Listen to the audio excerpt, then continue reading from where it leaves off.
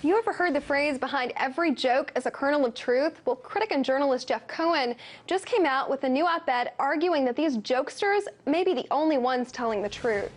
He writes, it says something about mainstream TV that the toughest, most consistent questioners of militarism and defending of civil liberties are not the news channels, but they're the comedy channel. And are we back in the days of Shakespeare when the only people who would dare speak the truth to the king were the jesters? Well, to discuss this, I'm joined by Jeff Cohen, the man himself, journalism professor at Ithaca College. Jeff, why are we seeing this trend of comedians calling it like it is? Why are they the only ones doing this? Well, I think there's a certain amount of intimidation. I worked at MSNBC, I was at Fox, I was at CNN. At the news channels, they take their leads from the elites of the political parties. MSNBC leans to the Democrats, Fox obviously leans to the Republicans. And when the leaders of the two major parties aren't debating something, and they usually don't debate foreign intervention, both party elites agree on expanding drone strikes. They both agreed on expanding the war in Afghanistan.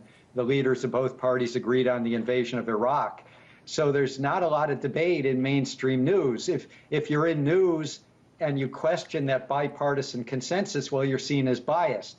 That's why the comedians flow in. They have to fill that giant gap. I see, Jeff. Well, we want to play you something now. Take a listen. We already spend more on defense than the next 12 countries combined, including China, including Russia. We're like the lady on Jerry Springer who can't stop getting breast implants.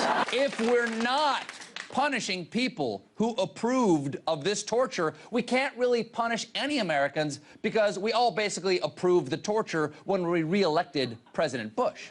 Now, sure, it was secret, but we had some hints. This might be a good time to remind Democrats the president has a drone program with ambiguous constraints and murky legal justifications.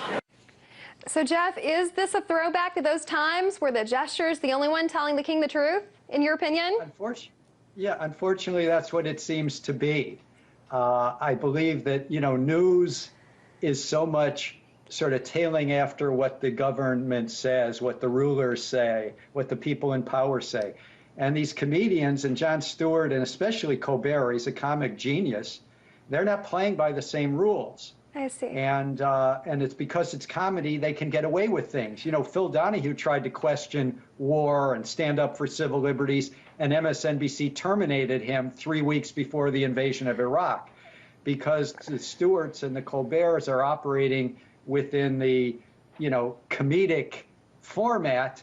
They get away with so much, and if it weren't for Stewart and Colbert, I don't know who would be questioning these things on television. Okay, so Jeff, these issues like militarism, they seem to be dodged by mainstream media. Do you think that they're doing it on purpose?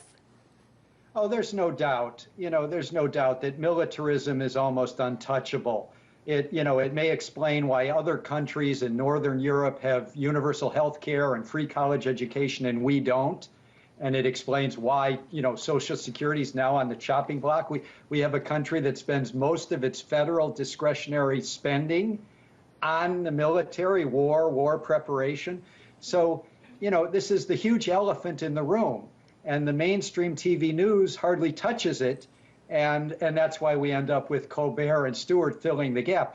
It should be the subject of a raging debate. In other countries, they experienced the U.S. war on terror as a U.S. war of terror, kidnappings, drone strikes, killing of civilians, night raids.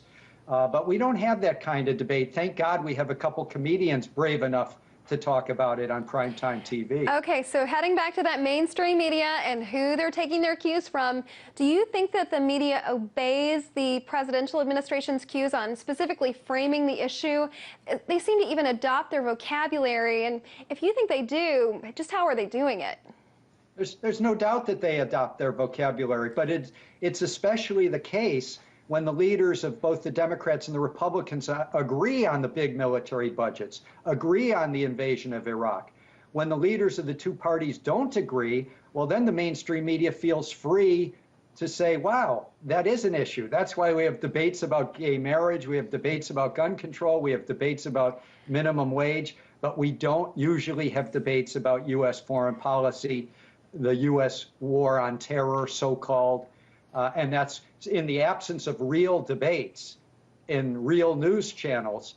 That's why so many of us turn to The Daily Show and the Colbert Report, because they're going to ridicule. They're going to show that the emperor doesn't have clothes. They're going to stand up for civil liberties. They've shown it year after year after year. This idea of mainstream media being fair and balanced, they all like to say that they are. How does this play into them not talking about the real issues? Well, I think you hit on it. They believe you're fair and balanced if you take your cues from the leaders of the two political parties. And if the two political parties are in agreement, as they were on the invasion of Iraq, as they are on, trying to provoke belligerence with Iran, well, any reporter in the mainstream who steps outside of that bipartisan consensus and asks questions, well, you're likely to get fired and terminated as fast as you can say Phil Donahue. I worked with Phil Donahue when we were all fired 3 weeks before the invasion of Iraq because we were asking journalistic questions. So that's the problem. When their idea of fair and balanced in a lot of mainstream news is, well, what is Boehner saying? Jeff, I have to leave it there. A lot of great information. That was Jeff Cohen, journalism professor at Ithaca College.